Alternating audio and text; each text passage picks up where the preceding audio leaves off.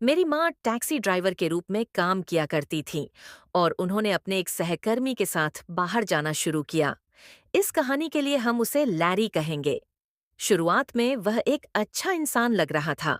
आखिरकार उन्होंने शादी कर ली और एक बेटी हुई, जिसे हम रूबी कहेंगे।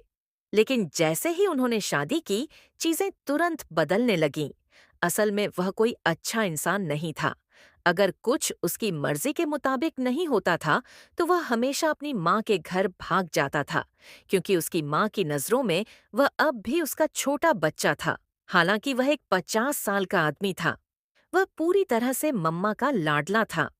माँ और लैरी अक्सर ब्रेकअप और पैचअप करते रहते थे, तो यह हमारे लिए सामान्य व्यवहार बन गया था।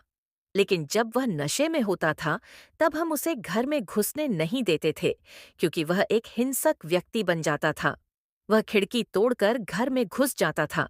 हालांकि वह हमें नुकसान नहीं पहुंचाता था, लेकिन टीवी या परिवार के किसी सदस्य का कंप्यूटर जैसी चीजें तोड़ देता था, जिससे हम सब डरे रहते थे। अंतिम हद तो तब हुई जब एक दिन वह हमारे घर में आया और रूबी को अगवा कर लिया और 2 दिन तक भागा रहा, जब तक पुलिस ने उसे गिरफ्तार नहीं कर लिया और रूबी को वापस घर ले आई।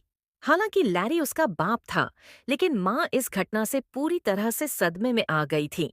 हमने तय किया कि हम अपने घर से कहीं और चले जाएंगे, और यह एक बहुत अच्छा निर्णय था, उससे सुरक्षित दूरी बना लेने के लिए। हम उसके किसी भी सामान को साथ नहीं लाए, तो उसके पास कोई कारण नहीं था हमारे पास लौट आने का। हम चले गए, और जैसे जैसे समय बीता, हम नए घर में बस गए।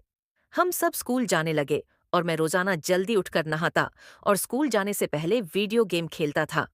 लेकिन एक दिन, जब मैं सुबह 4 बजे उठा और नहाकर बाथरूम से बाहर आया, तो मैंने अनजाने में खिड़की से बाहर देखा। अभी भी अंधेरा था, और एक आदमी हमारे घर के किनारे वाले रास्ते पर ऊपर नीचे चल रहा था। अचानक उसने ऊपर देखा और मेरी ओर घूरा। उसे एहसास हुआ कि मैंने उसे देख लिया है। मैं वहीं खड़ा रहा और कुछ नहीं किया। फिर वह चला गया और स्ट्रीट लाइट के नीचे खड़ा हो गया। वह लैरी था। उसके चेहरे पर मैंने अब तक की सबसे भयावह मुस्कान देखी। वह मेल बॉक्स के पास आया और कहने लगा कि उसे माफी चाहिए। उसने कहा कि वह मेरी माँ से बात करना चाहता है, ताकि वे दोबारा से शुरुआत कर सकें।